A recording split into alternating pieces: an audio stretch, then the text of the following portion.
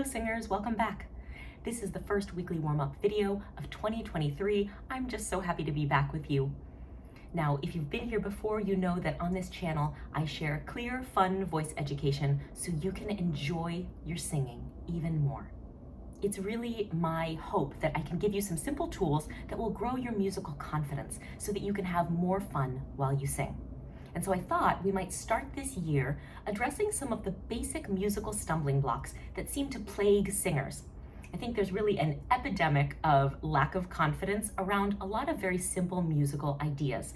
Things like figuring out key signatures, time signatures, reading intervals. So I thought we would address some of those things because for almost all of us, even if you've been singing in a choir since you've been in diapers, there are little bits of fundamental information that we miss along the way. And the longer we sing, the more ashamed we feel about not knowing these very basic things. But the truth is, they really are basic and easy, and I can teach you about them in a totally painless 5-minute video. So let's get into it. Today, we're going to address key signatures. I can't tell you how many times in a private lesson a singer has said to me, "Oh, I just don't know how to read key signatures." I promise it's really easy. So I'm going to teach you the 4 rules that you need to know today. And if you want a little handout to put on your piano or in your choir folder, I will have that downloadable as well. So what is a key signature? It's this little collection of information here at the start of a piece of sheet music. You'll see a clef, either treble or bass clef.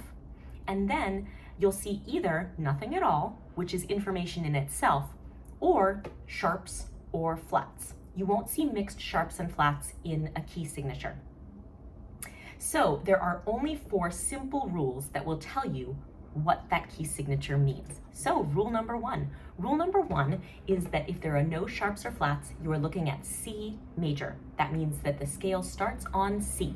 If you were to go to a piano and start on C and play your way up those white keys, C, D, E, F, G, A, B, C, you would hear that diatonic scale that you're used to hearing. All the steps would be spaced properly. So again, rule number 1, no sharps or flats, C major. Rule number 2, if there's just one flat, then it's easiest to remember it by thinking one flat is the key of F major. So that means that, again, if we were to go to our imaginary piano and start on F and play all white keys except for that B flat, we would again get that standard arrangement of steps. F, G, A, B flat, C, D, E, F. Now you've learned the 2 sort of memorization rules. The last 2 rules are formulas. So first we've got the rule of flats.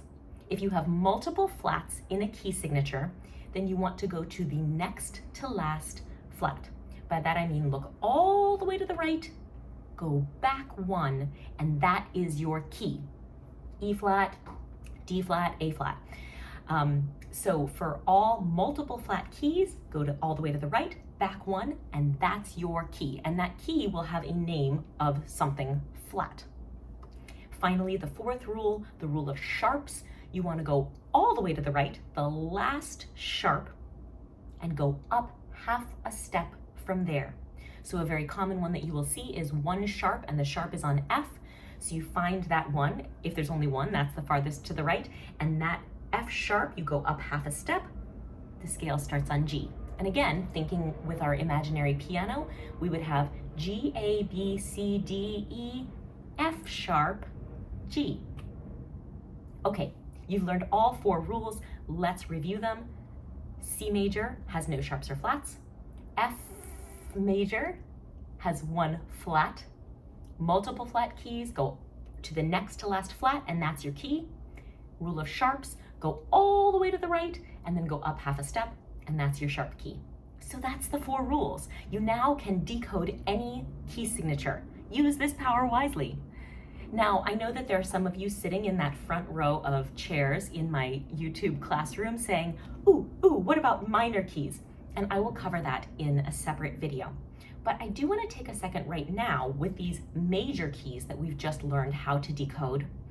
And I want to give you a piece of practical advice, because for each one of these little nuggets of information I'm going to give you in the coming weeks, I want to make sure that you have a practical application so that you not only have the confidence of knowing what's going on, but also the kind of practical success of using it.